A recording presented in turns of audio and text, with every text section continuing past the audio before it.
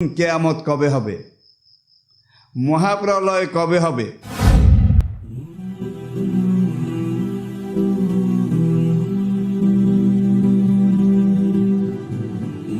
Islamic Voice. Follow Islam as your lifestyle. বিসমিল্লাহির রহমানির রহিম। দূরে এবং কাছে, দেশে এবং প্রবাসে এই মুহূর্তে যারা আমাদের সাথে সম্পৃক্ত হয়েছেন, যারা হচ্ছেন, যারা হবেন, সবাইকে আমি আহলান সাহলান, খোশ আমদেদ এবং মোবারকবাদ জানাই। প্রিয় দর্শক, আমাদের আজকের আলোচনা কিয়ামত।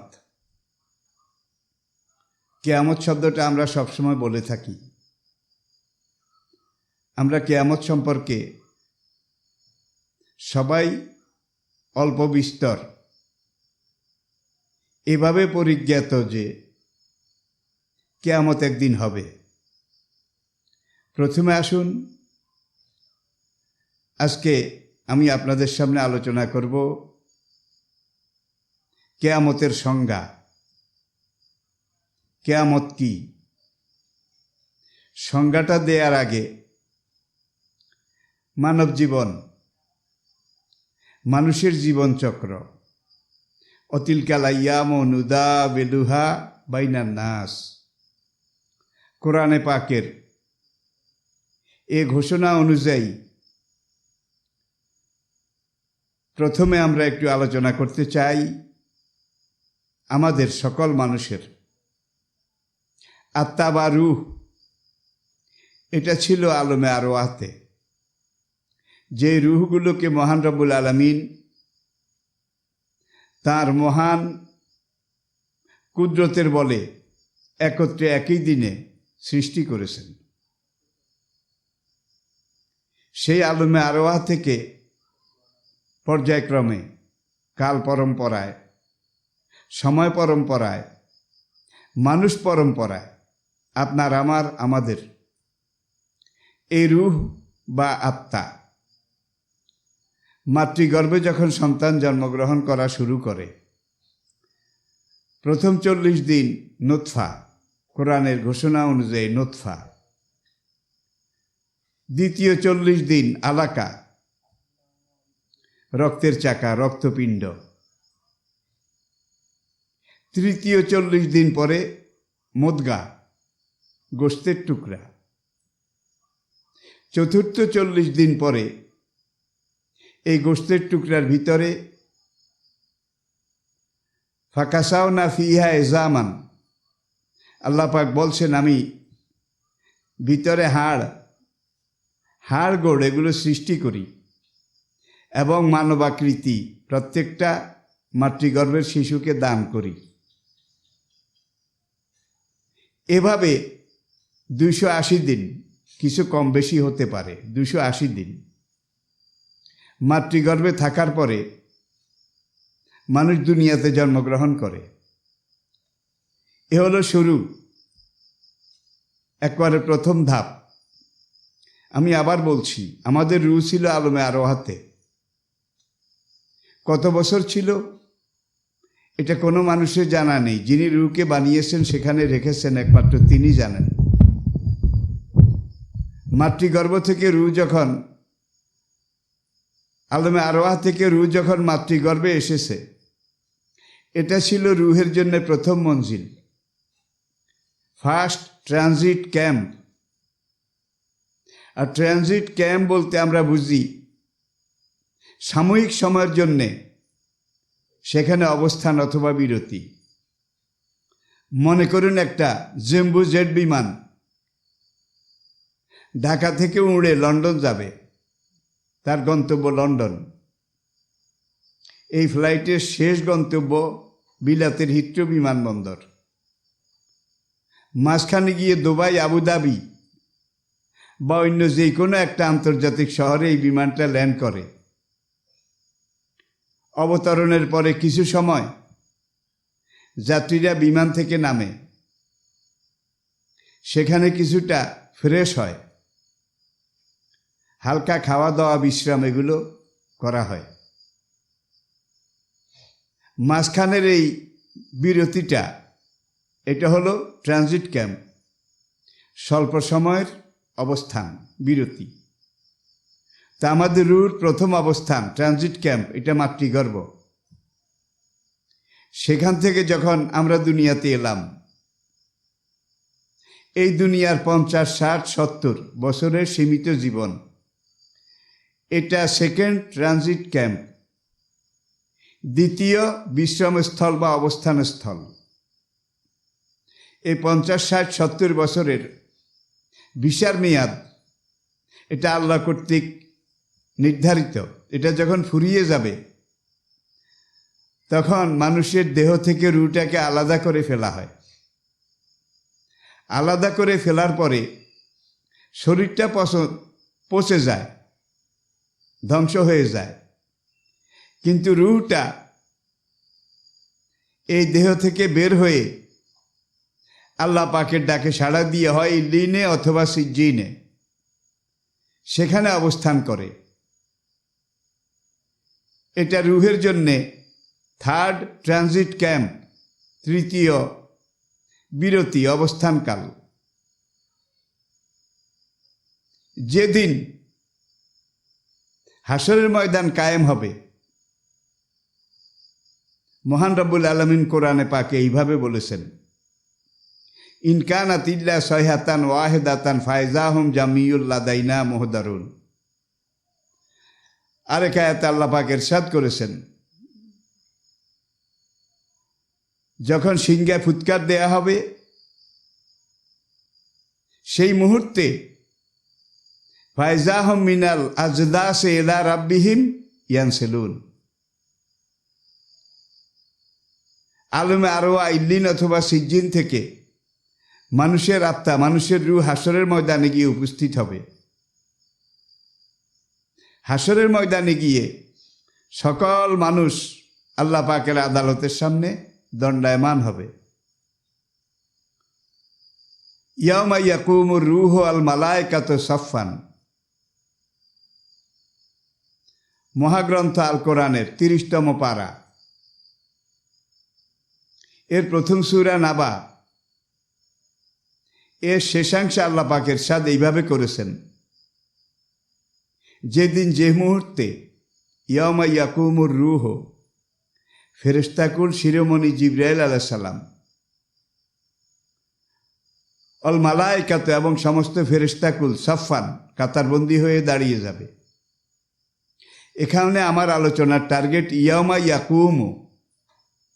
আয়াতটা ইয়াউমা ইয়াকুমুর রূহ আল মালায়েকাতু সাফফান, যেদিন জিবরাইল এবং সমস্ত ফেরেশতাকুল ইয়াকুমু, দাঁড়িয়ে যাবে, সাফফান, কাতারবন্দি হয়ে। লা ইয়াতাকাল্লামুন, কেউ টু শব্দটি করার মতো সাহস পাবে না, কেউ মুখ খোলার সাহস পাবে না। ইল্লা মান আযনা লাহুর রহমানও, বরং সেই শুধু মুখ খুলতে পারবে, কথা বলতে পারবে, আল্লাহ পাকের কাছে রহমত কামনা করে সাফায়াত করতে পারবে, যাকে আল্লাহ পাক মেহেরবানি করে অনুমতি প্রদান করবেন।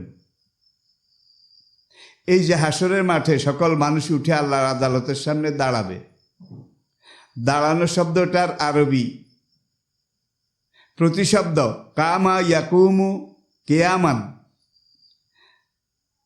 দাঁড়িয়েছে,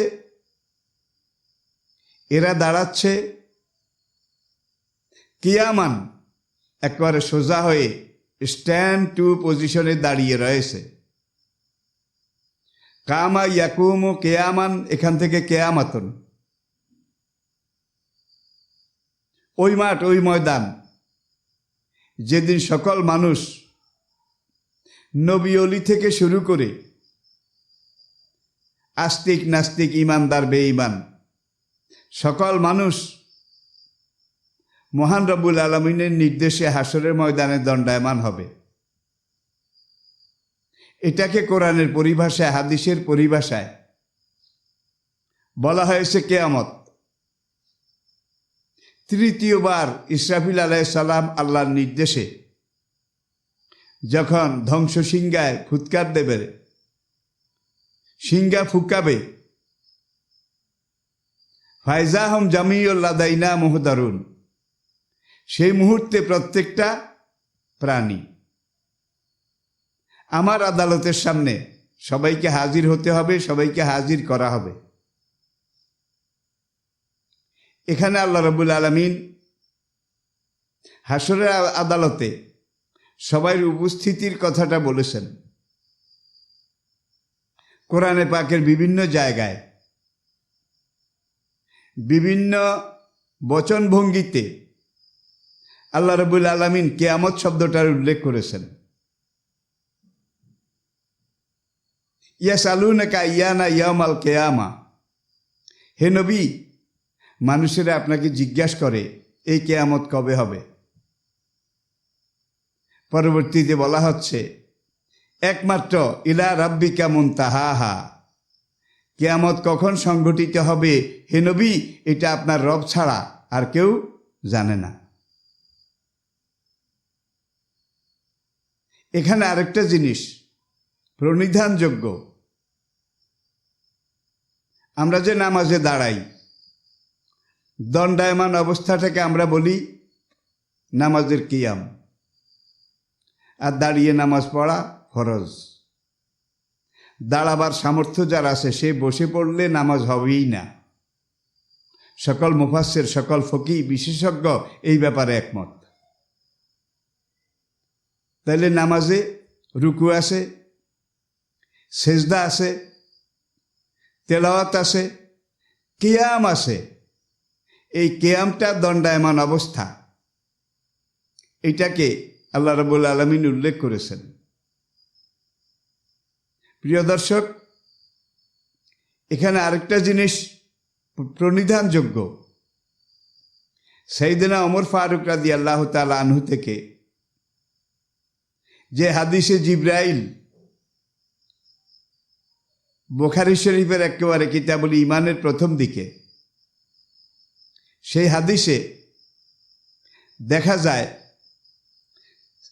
সাহাবায়ে কেরাম একদিন দরবারে নবুয়তে বসা ছিলেন। আতাহু রাজুলুন, এমন সময় একজন অপরিচিত ব্যক্তি নবীর সেই সাহাবাদের মজলিসে এসে উপস্থিত হলেন। লা ইউরা আলাইহি আসারুস সফর, তার চাহনির মধ্যে সফরের কোনো ক্লান্তি এটা পরিলক্ষিত হচ্ছিল না। মরু আরবের যেই উত্তপ্ত পরিবেশ, যেই তাপমাত্রা, কিছু পথ হেঁটে আসলে মানুষ ঘামে ভিজে যায়, ক্লান্ত শ্রান্ত অবসাদগ্রস্ত হয়ে যায়। ওমর রাদিয়াল্লাহু তাআলা আনহু বলেন, লা ইউরা আলাইহি আসারুস সফর, এই অপরিচিত ব্যক্তি আমাদের সামনে আসলো, কিন্তু তার ফিজিক্যাল স্ট্রাকচারের মধ্যে মুখমণ্ডলের কোনোখানে সফরের এক বিন্দু ক্লান্তি বা চিহ্ন এটা আমরা দেখতে পেলাম না। অলা ইয়ারিফুহু মিন্না আহাদ, আমাদের মধ্যে একজনও কেউ তাকে চিনতেও পারল না। অপরিচিত এই আগন্তুক এসে একবার নবীজির সামনে গেল, গিয়ে নবীজির মুখামুখি হয়ে আত্তাহিয়াতুর কায়দায় তিনি বসলেন। আগন্তুক ব্যক্তি বসলেন, বসে নবীজিকে কয়েকটা প্রশ্ন করেছিলেন। ইয়া মোহাম্মদ আখবেরনি আনিল ঈমান, হে মোহাম্মদ, ঈমান কি জিনিস আপনি আমাকে খুলে বলুন। নবী বললেন। তারপরে আগন্তুক ব্যক্তি দ্বিতীয়বার প্রশ্ন করলেন, আখবেরনি আনিল ইসলাম, ওগো মোহাম্মদ সাল্লাল্লাহু আলাইহি ওয়াসাল্লাম, ইসলাম কি আপনি আমাকে বলুন। নবী বললেন, ইসলাম এই এই এভাবে এই এই কর্মকাণ্ড। এরপরে আগন্তুক ব্যক্তি বলল, ইয়া মোহাম্মদ আখবেরনি আনিল ইহসান, হে মোহাম্মদ সাল্লাল্লাহু আলাইহি ওয়াসাল্লাম, ইহসান কি জিনিস এটা আপনি আমাকে একটু জানিয়ে দিন। নবী সাদামাটাভাবে বললেন, আন তা'বুদাল্লাহ কাআন্নাকা তারাহু, আল্লাহর ইবাদত এমনভাবে তুমি করবে, আল্লাহর ভয়ভীতি, উপস্থিতি, জবাবদিহিতা এটাকে অন্তরের মণিকোঠায় ধারণ করে গ্রহণ করে আল্লাহর সামনে হাজির নাজির দাঁড়িয়ে আসো, জীবিত আসো, এটা মনে করে এইভাবে আল্লাহর ইবাদত করা, এটার নাম ইহসান। এরপরে আগন্তুক বলল, ইয়া মোহাম্মদ আখবিরনি আনিস সাআহ, হে মোহাম্মদ সাল্লাল্লাহু আলাইহি সাল্লাম, আপনি দয়া করে আমাকে বলুন কিয়ামত কবে হবে, মহাপ্রলয় কবে হবে। নবীজি জবাব দিলেন, মাল মাসউল আলামু মিনাস সাইল, কিয়ামত কবে হবে এই ব্যাপারটায় প্রশ্নকারী ব্যক্তি এবং যাকে প্রশ্ন করা হয়েছে উভয়ই সমান। অর্থাৎ ভাই, তুমি যেমন জানো না কিয়ামত কবে হবে, এটা আমিও জানি না। তখন আগন্তুক ব্যক্তি নবীজিকে শেষ প্রশ্নে বললেন, ইয়া মোহাম্মদ আখবিরনি ইমারাতুহা, হে মোহাম্মদ সাল্লাল্লাহু আলাইহি সাল্লাম, কিয়ামতের কিছু আলামত, কিয়ামতের কিছু নিশানা, পূর্ব লক্ষণ, এটা আপনি আমাকে বলুন। তখন নবীজি বলেছিলেন যে এগুলো কিয়ামতের পূর্বে সংগঠিত হবে। প্রিয় দর্শক, এই হাদিসের মধ্যে আমরা সাত শব্দটা পাই, আখবিরনি আনিস সাআহ, আপনি আমায় বলুন মহাপ্রলয় কিয়ামত কবে হবে। আবার কোরআনে পাকে ইয়াসআলুনাকা আনিস সাআহ, হে নবী, এরা আপনাকে জিজ্ঞাসা করে কিয়ামত কবে হবে। আইয়ানা মুরসাহা, কোন মুহূর্তে এই কিয়ামত সংগঠিত হবে। পরবর্তীতে বলা হচ্ছে, একমাত্র আপনার রব কিয়ামত কবে হবে এই ব্যাপারে পরিজ্ঞাত, অবগত, জানেন। কিয়ামত কবে হবে এটা মানুষকে, কোনো মাখলুককে জানানো হয়নি। মৃত্যু কখন হবে এটাও কোনো মানুষকে, কোনো মাখলুককে, কোনো প্রাণীকে জানানো হয়নি। কিয়ামত এবং দেহ থেকে রূহের বিচ্ছিন্নতা, মৃত্যু, এই দুইটা আল্লাহ পাক নিজের এলেমে রেখে দিয়েছেন। কোরআনে পাকের অন্যান্য অনেক আয়াতে ইন্না জালজালাতা সাআতি লাশাইয়ুন আযীম, কিয়ামতের প্রকম্পন, সাআহ জলজালাতি সাআহ, কিয়ামতের প্রকম্পন, লাশাইয়ুন আযীম, একটা ভয়াবহ সাংঘাতিক ব্যাপার হবে। অন্য বচন ভঙ্গিতে আল্লাহ পাক বলছেন, আল কারিয়াত মাল কারিয়াত আমা আদরাকা মাল কারিয়া, সেই মহাপ্রলয়, সেই মহাধ্বংস, যেদিন সব কিছু একাকার মেশাকার, ধুনিত বিধুনিত, চূর্ণিত বিচূর্ণিত হয়ে যাবে। সেই মহাপ্রলয়ের দিন পাহাড় ধুনো তুলার মতো উড়বে। মানুষ কাল ফারাশিল মাফসুস,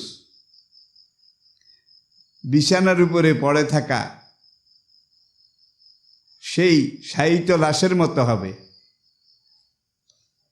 আরেক পর্যায়ে বলা হচ্ছে, কিয়ামত যখন শুরু হবে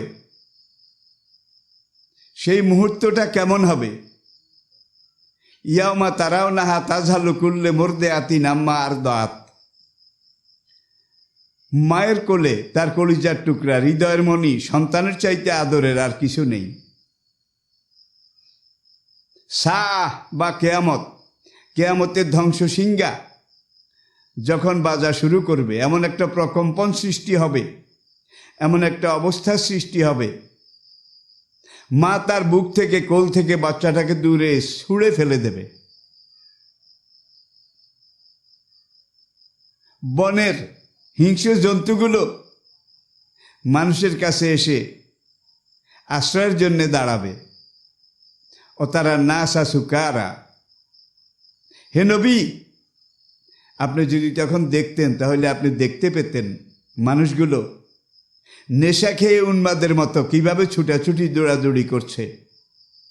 অমাহুম বে সুকারা, আসলে কেউ নেশা খায়নি, কেউ পাগলও হয়নি। ওয়ালাকিন্না আযাব আল্লাহি শাদীদ,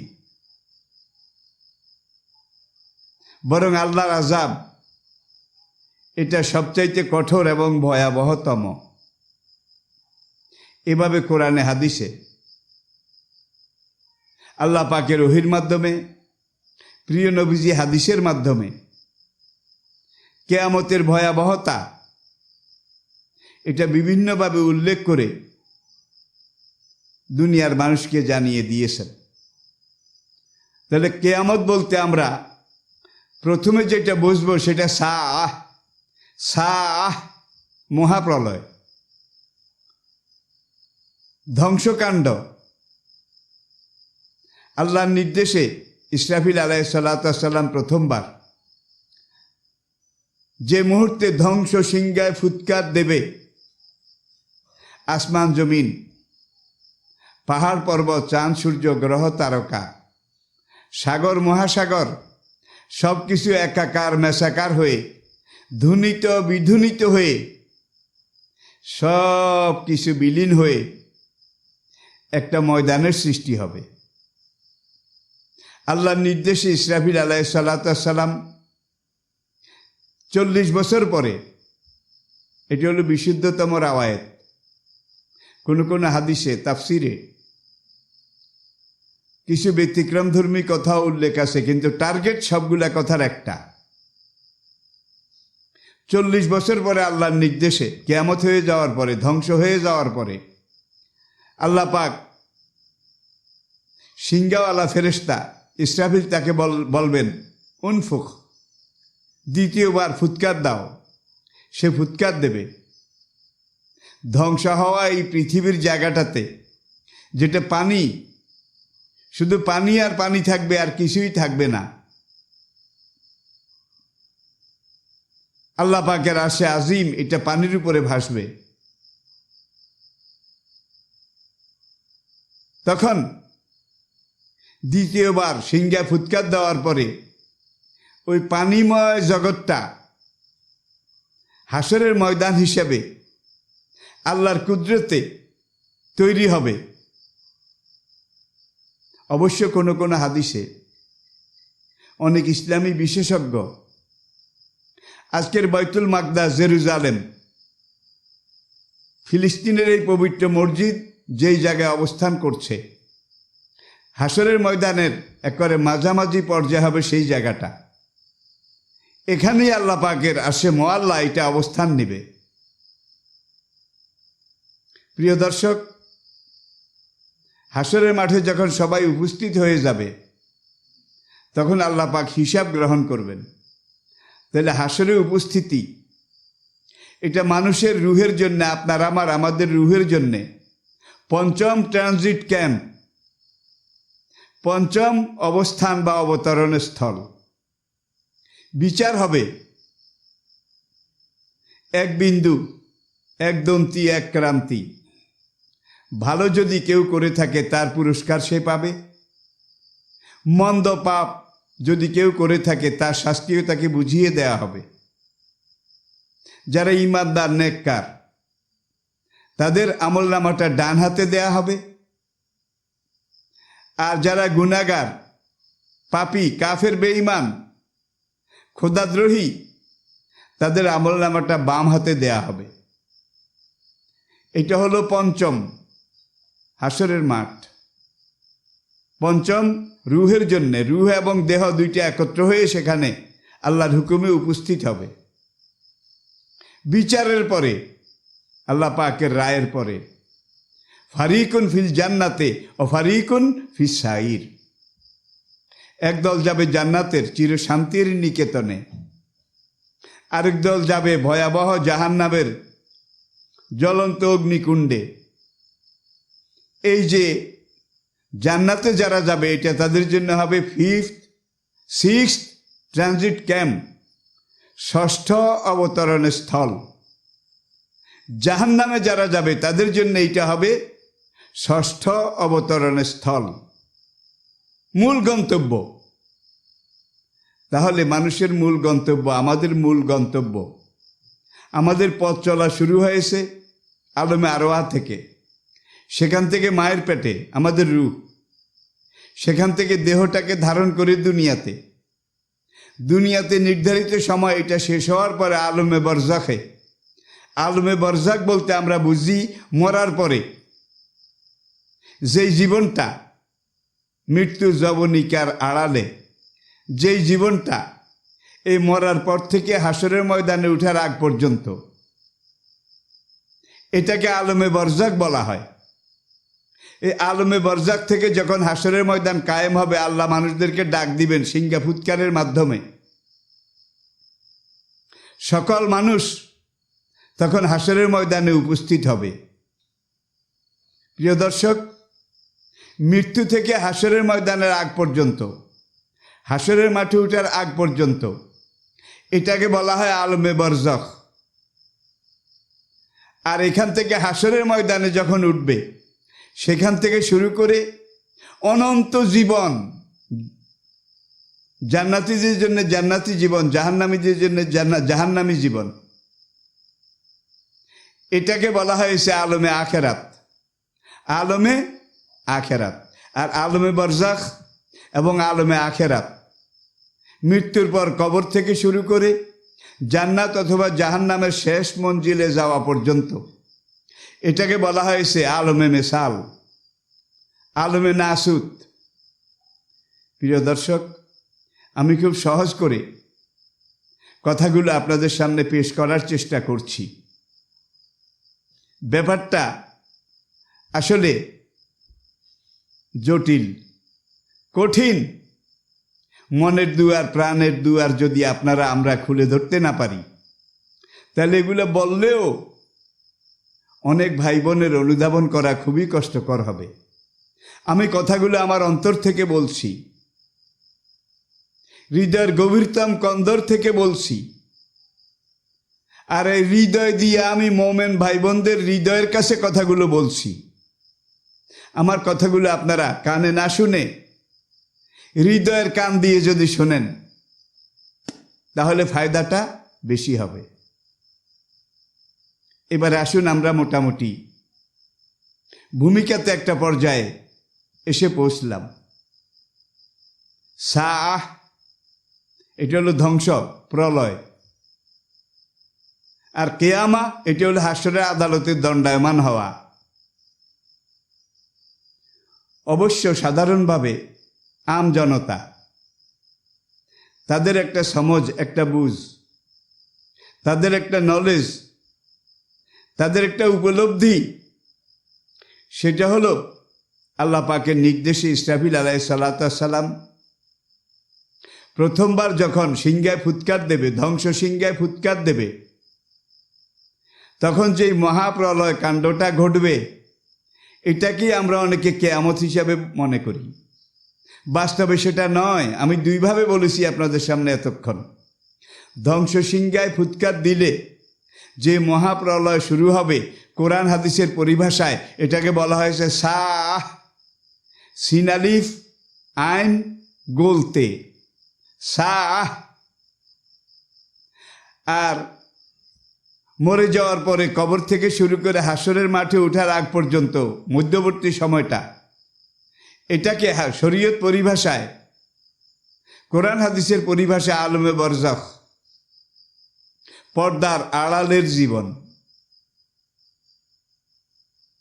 এরপরে যখন হাসরের মাঠে উঠবে, উঠার পর থেকে শুরু করে পরবর্তী জীবনটাকে বলা হয়েছে আলমে আখেরাত।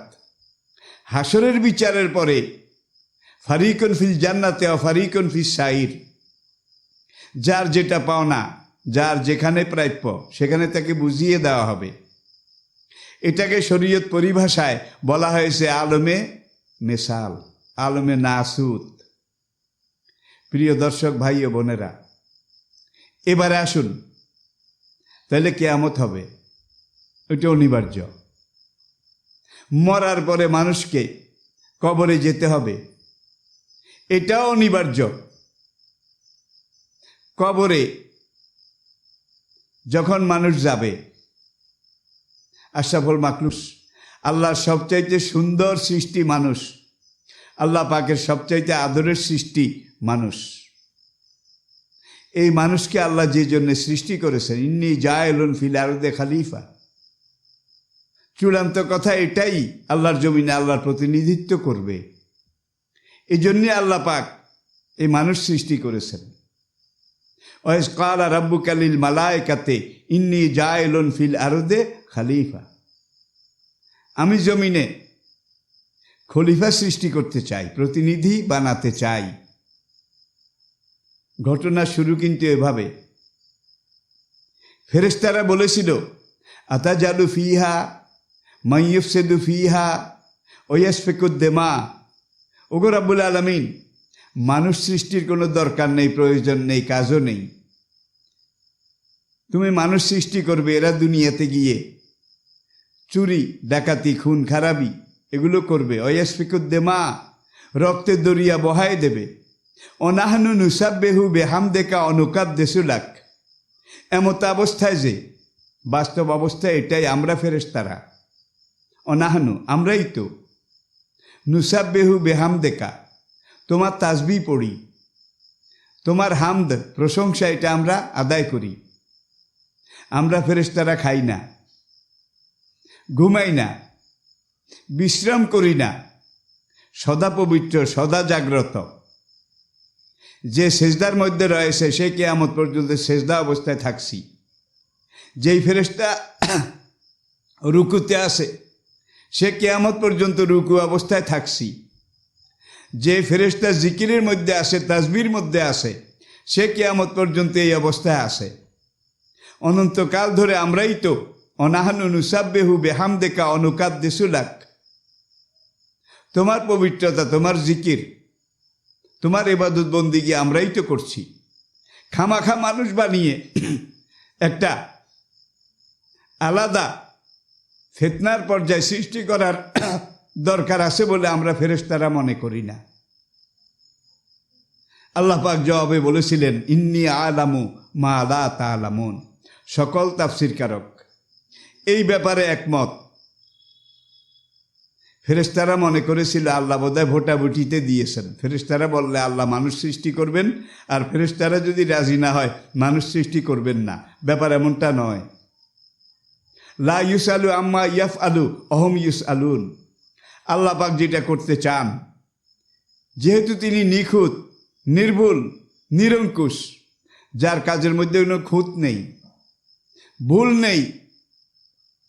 লা ইয়াসালু আম্মা ইয়াফআলু ওয়া হুম ইউসআলুন। আল্লাহর কোনো কাজে জিজ্ঞাসা করার ক্ষমতা, অধিকার কারো নেই।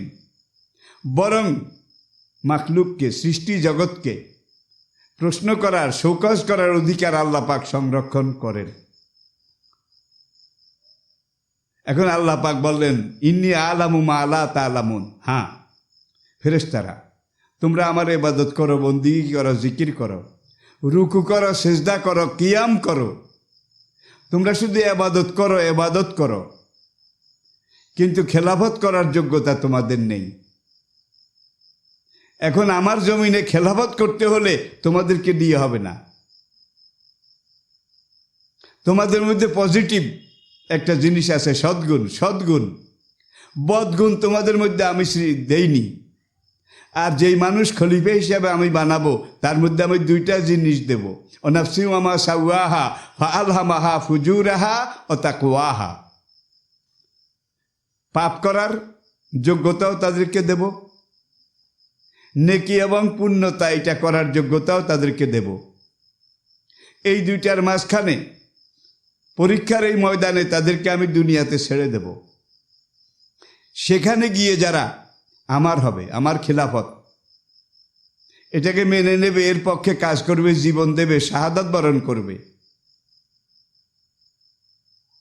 তাদেরকে কঠিন হাসরের আদালতে, যেদিন মানুষ ইয়াউমা ইয়াকুমুন নাসু লিরাব্বিল আলামিন, মানুষ আল্লাহ পাকের আদালতের সামনে বিচারের জন্যে হাত জোড় করে যেদিন দাঁড়িয়ে থাকবে, সেদিন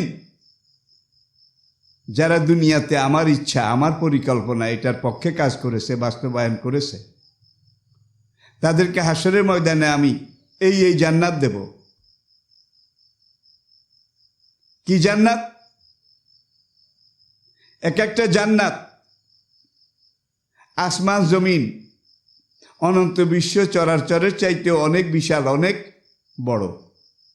সারা দুনিয়াকে 700, 7,000, 7 লক্ষ বার বিক্রি করলেও একজন নিবেদিত প্রাণ, ফরমাবরদার, আমি আল্লাহর নির্দেশের মান্যকারী একজন মুমিন বান্দা, যাকে সবচাইতে ছোট জান্নাতটা দেব। সেই জান্নাতটা হবে মেসলুহা কামেসলেহা আজিদ দুনিয়া তাইন, এই দুনিয়ার দুইটা দুনিয়ার সমান। দুনিয়াকে লক্ষ কোটি বার বিক্রি করলেও এই সবচাইতে কম দামা ছোট্ট বেহেশতার একটা ইটের দাম হবে না। দুনিয়াতে যারা এইভাবে আমি আল্লাহর নির্দেশ পালন করেছে, মেনেছে, বাস্তবায়ন করেছে, ইয়া আইয়াতুহান নাফসুল মুতমাইন্না ইরজিই ইলা রাব্বিকা রাদিয়াতাম মারদিয়া, হাসরের কঠিন দিনে আমি তাদেরকে জান্নাতের এই পুরস্কার দান করব। পুরস্কার দান করার পরে, পুরস্কার দেওয়ার পরে আমি আল্লাহ জিজ্ঞাসা করব, রাদিয়াতাম মারদিয়া, দুনিয়াতে আমার খেলাফতের পক্ষে কাজ করে, আমার ইচ্ছার প্রতিফলন এটার পক্ষে কাজ করে তুমি কোরবানি দিয়েছ, ত্যাগ স্বীকার করেছ, কষ্ট করেছ, জেল জুলুমের মুখোমুখি হয়েছ, পরিশেষে জীবন এটাকে আমার রাস্তায় দান করে শাহাদাত বরণ করেছ, তোমাকে আমি এই পুরস্কার দিচ্ছি। হাল রাদিতা ইয়া আবদি, হে আমার প্রিয় খলিফা, হে নেককার মানুষ, তোমাকে এই পুরস্কার দিচ্ছি। তুমি কি আমার উপরে রাজি হয়েছ? বান্দা, তুমি কি আমি মালিকের উপরে, আমি রবের উপরে খুশি হয়েছ? তুমি আমার জমিনে আমার দিনের চাষাবাদ করে আমাকে খুশি করেছ। আজকে হাসরের আদালতে তোমাকে খুশি করা আমি আল্লাহর উপরে ফরজ হয়ে গেছে। প্রিয় দর্শক, তাহলে আমি আমার এই সাদামাটা জ্ঞানে যেই কথাটা আপনাদেরকে বুঝাবার চেষ্টা করেছি, আর দুনিয়া মাজরাতুল আখেরা, এই দুনিয়াতে আমরা যেটা করব তার ফসল পরকালে অনন্ত পারলৌকিক জীবনে, আলমে বারজাখে, আলমে আখেরাতে, ইয়ামল কেয়ামাতে, সেই দিন আমরা এইটার ফসল এটা ভোগ করব, লাভ করব।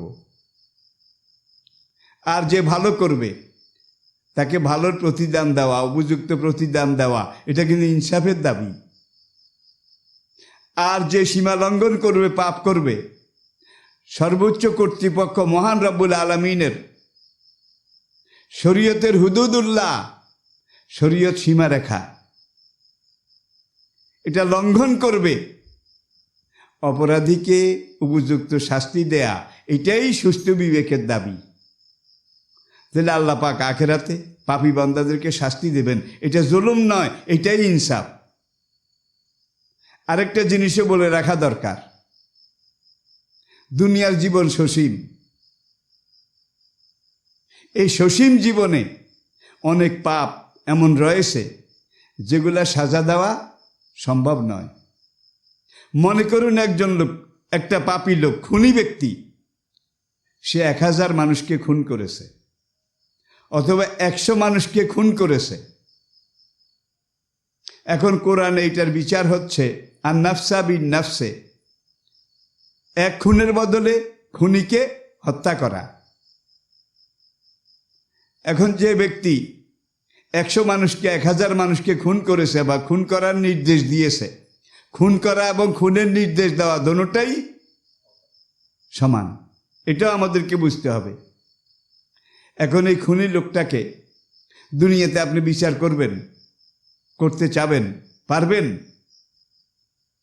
খুনের বদলে খুন, তাকে আপনি যখন মৃত্যুদণ্ড দিলেন, তখন ওই 100 জনের মধ্যে একজনের বদলা, একজনের শাস্তি তাকে দেয়া হলো, আরও 99 জনের শাস্তি তার কাছে ডিউ রইল, পাওনা রইল। এখন তার এই মরা লাশটাকে আরও 99 বার যদি আপনি টুকরা করেন, আরও 99 বার যদি ফাঁসিতে ঝুলান, কোনো লাভ হবে? কোনো লাভ হবে না। যার জন্য এই খুনি লোকটার জন্যে আরেকটা জীবন দরকার আছে, যেই জীবনটাতে তাকে 100 বার, 1000 বার ফাঁসি দেওয়া হবে, জবাই করা হবে, মৃত্যুদণ্ড দেওয়া হবে। প্রত্যেকটা মৃত্যুর সেই ভয়াবহ শাস্তি, সাজা, কষ্ট সে ভোগ করবে, কিন্তু মরবে না। আর দুনিয়াতে এক কোপ দিলেই শেষ, একবার রশিদে ঝুলাইলেই শেষ। আর তাকে শাস্তি দেওয়ার মতো কোনো ক্ষেত্র, কোনো অবকাশ খুঁজে পাওয়া যাবে না। দুনিয়ার জীবনটা সসীম, সীমিত, সীমাবদ্ধ। সুতরাং এই খুনি লোকটার জন্যে আখেরাত অলবাসে বাদাল মাউত, মরার পরে এমন আরেকটা জীবনের দরকার আছে যেই জীবনে তাকে 1000 বার ফাঁসি দেওয়া হবে, প্রত্যেকবার এক একটা ফাঁসির কষ্ট সে ভোগ করবে কিন্তু মরবে না।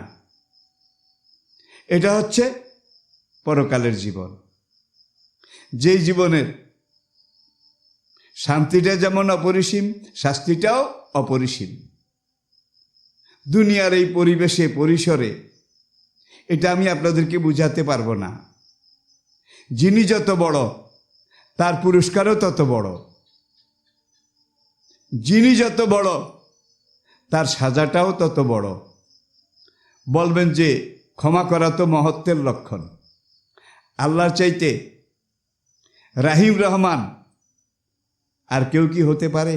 নাউজুবিল্লাহ মিন যালিক। মহিয়ান গরিয়ান, অসীম করুণ দয়াবান, রাহিম ও রহমান, বিচার দিনের প্রধান। ন্যায় বিচার কায়েম করা এটাই তার প্রধান কাজ।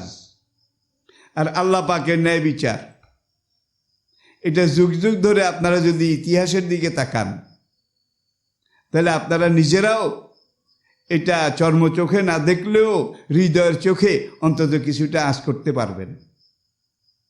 প্রিয় দর্শক, আজকে ভূমিকার আলোচনা শেষ করার আগে আর একটা কথাই বলছি। মনে করুন মুগিরা ইবনে শুবা রাদিয়াল্লাহু তাআলা আনহু তার মজুসি গোলাম আবু লুলু সেই ইসলামের দ্বিতীয় খলিফা আমিরুল মুমিনিন সাইয়েদনা ওমর রাদিয়াল্লাহু তাআলা আনহুকে নামাজরত অবস্থায় শহীদ করেছে, এটা আপনারা জানেন। সে ছিল অগ্নি পূজক, মুশরিক, আগুনের পূজা করত। এখন এই আবু লুলুকে যদি আপনি ওমরকে শহীদ করার বদলে তার প্রাণদণ্ড দেন, এই ওমরকে হত্যা করা পুরো দুনিয়াকে হত্যা করার সমান ছিল। এখন এই আবু লুলুকে আপনি একবার ফাঁসি দেবেন, শুলি দেবেন, তাইলে কি সে যে পুরো দুনিয়ার মানুষগুলোকে হত্যা করার মতো একটা মহা পাপাচার ঘটালো, অপরাধ ঘটালো, তাকে আপনি দুনিয়াতে কিভাবে বিচার করবেন? একবার বিচার করলেই তো কাম শেষ। হায়রে মানুষ, মরে গেলে ঠুস, এটা আমরা জানি। সুতরাং আবু লুলুর জন্যে, এই খুনির জন্যে এমন একটা জীবন দরকার আছে। 100 মানুষকে যে খুন করেছে অন্যায়ভাবে, তার জন্য এমন একটা জীবন আছে, এমন একটা জীবন পরিবেশ দরকার, যেই জীবনে তাকে বারবার মৃত্যুদণ্ড দেওয়া হবে, বারবার কল্লা কাটা হবে, ফাঁসিতে ঝুলানো হবে। 100টা মৃত্যুর জন্য 100 বার তার মৃত্যুদণ্ড কার্যকর করা হবে। প্রত্যেকটা মৃত্যুর ব্যথা কষ্ট সে অনুভব করবে কিন্তু মরবে না। এই জীবনটা হলো পরকালের জীবন। এই জীবনটা হলো পরকালের অসীম জীবন, যেই জীবনের পুরস্কারটা অসীম, যেই জীবনের শাস্তিটা এটাও অসীম, যার কোনো কুল কিনারা আমরা চিন্তা করলে কুলিয়ে উঠতে পারবো না। প্রিয় দর্শক, আগামী পর্বে ইনশাআল্লাহ কিয়ামতের কিছু আলামত, কিয়ামতের পূর্ব লক্ষণ, পূর্বাভাস, এ সম্পর্কে আমরা আপনাদের সাথে কথা বলার চেষ্টা করব। আল্লাহ পাক আমাদেরকে বুঝার তৌফিক দান করুন। কোরআন এবং হাদিসের আলোকে দুনিয়ার এই জীবন ক্ষণস্থায়ী জীবন, এটাকে বুঝার মতো তৌফিক যোগ্যতা দান করুন। পরকাল, মরার পর থেকে জান্নাতে যাওয়া পর্যন্ত যে বিশাল আল্লাহ পাকের পুরস্কার প্রাপ্তির জীবন, সেই জীবনের জন্যে আল্লাহ পাক আমাদেরকে কবুল করে নিন। এবং সে অনন্ত পারলৌকিক জীবন, কবর, হাসর, পুলসেরাত, মিজান, এখান থেকে শুরু করে জান্নাতে যাওয়া পর্যন্ত আল্লাহ পাক আমাদেরকে আল্লাহর পন্থী হওয়ার, আসাবুল ইয়ামিন হওয়ার, ডান হাতে আমলনামা পাওয়ার মতো যোগ্যতা, মানসিকতা, সেইভাবে প্রস্তুতি গ্রহণ, সেইভাবে পারফেক্টনেস, স্বচ্ছতা, স্বচ্ছ জীবন যেন আমরা ধারণ করতে পারি, গ্রহণ করতে পারি, বাস্তবায়ন করতে পারি। আল্লাহ পাক সেই তৌফিক আমাদেরকে দান করুন। আসসালামু আলাইকুম ওয়া রাহমাতুল্লাহি ওয়া বারাকাতুহু।